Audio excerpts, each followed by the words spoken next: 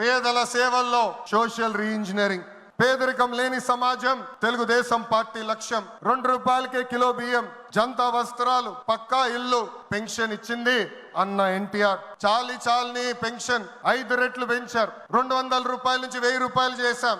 ఒకే సంతకంలో 1000 రూపాయల పెన్షన్ ని 2000 చేశాం. ఇప్పుడు ఏకంగా భారతదేశంలో ఏ రాష్ట్రంలో ఇవ్వని విధంగా 4000 రూపాయల పెన్షన్ మన చంద్రన్న అందిస్తున్నారు. ఇంతేకాదు డ్వాక్రా, దీపం, అన్న క్యాంటీన్ ఇచ్చింది మన చంద్రన్న.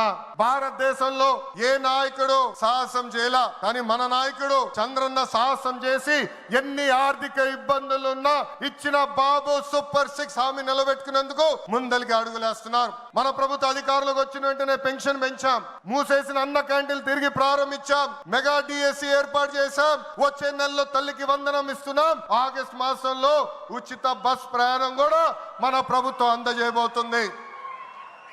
ఇప్పుడు ఏకంగా P4 కాన్సెప్ట్ తో పేదరికం నుంచి కుటుంబాలు బయటికి తీసుకొచ్చేందుకు చేయూత అందిస్తున్నారు మన చంద్రన్న. తెలుగుదేశం పార్టీ ఆవిర్భావం తర్వాత బడుగు బలహీన వర్గాలకి ఆర్థిక రాజకీయ స్వాతంత్రం వచ్చింది. పార్టీకి పునాదిగా ఉన్న మన బీసీలకి ఏకంగా స్థానిక సంస్థల ఎన్నికల్లో 33% రిజర్వేషన్ అందించింది తెలుగుదేశం పార్టీ. అందరికీ ఆమోదంతో ఏకంగా వర్గీకరణ చేసింది కూడా తెలుగుదేశం పార్టీ.